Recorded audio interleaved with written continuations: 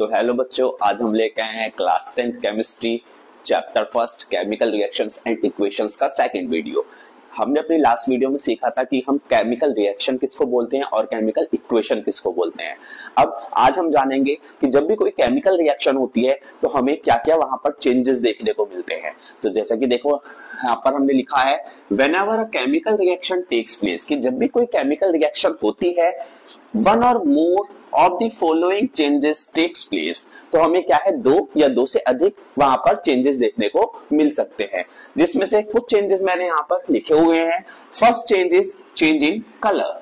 हमें chemical reaction के दौरान तो क्या देखने को मिल सकता है, कलर में चेंज। इसका हम एक एग्जांपल भी ले सकते हैं जो आपकी की एनसीईआरटी में गिवन है क्लास 10th में।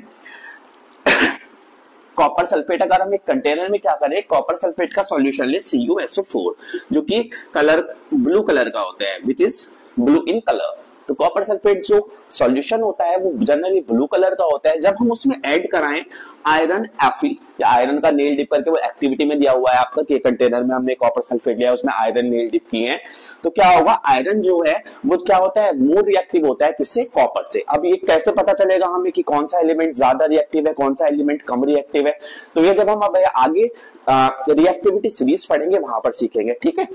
अब यहाँ पर जो आयरन है वो क्या है, ज्यादा रिएक्टिव है किससे, इस कॉपर से। तो आयरन क्या करेगा, इस कॉपर को यहाँ से डिस्प्लेस कर देगा और क्या बना लेगा, आयरन सल्फेट FeSO4।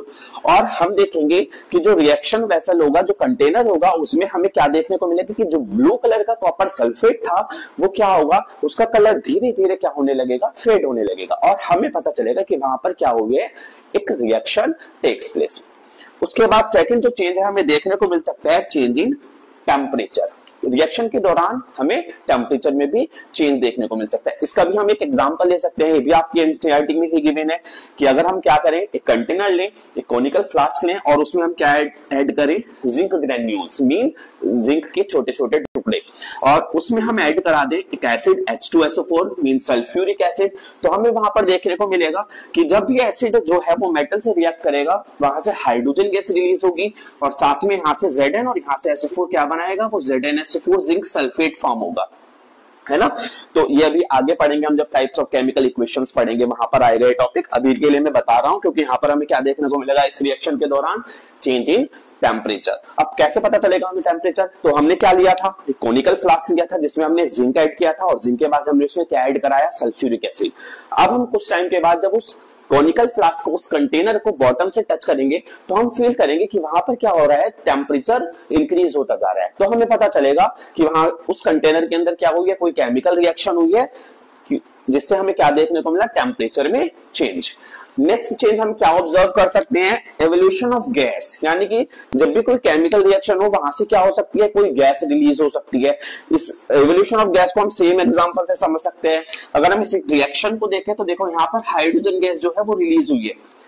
जो हमने कोनिकल फ्लास्क लिया था उस कोनिकल फ्लास्क से क्या हुआ, एक गैस रिलीज होगी, कौन सी गैस होगी, वो हाइड्रोजन गैस। तो ड्यूरिंग अ केमिकल रिएक्शन, एक केमिकल रिएक्शन के दौरान हमें क्या देखने को मिला, रिलीज ऑफ गैस भी देखने को मिला। अभी हाइड्रोजन गैस वहां से रिलीज हो रही है, इसकी टेस्टिंग के लिए भी हम कुछ करते हैं, क्या होता है वो, कैसे हमें पता चल सकता है कि हाइड्रोजन वहां से रिलीज हो रही है, तो उसके लिए कौन सा टेस्ट हम करते हैं, कैसे पता लगाते हैं कि हाइड्रोजन गैस रिलीज हो रही है, ये आप लोग मुझे कमेंट करके बताना वीडियो में। नेक्स्ट जो चेंज हम ऑब्जर्व करते हैं ड्यूरिंग अ केमिकल रिएक्शन वो होता है चेंज इन स्टेट।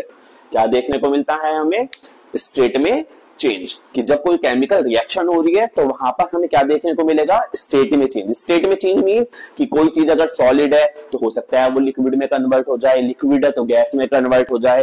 तो हमें क्या देखने को मिला, वहां पर उन सब्सटेंसेस की स्टेट में भी चेंज देखने को मिल सकता है। तो ये कुछ चेंजेस थे जो हम देखते हैं during a chemical reaction. Okay, आज की क्लास में इतना ही। Thank you so much.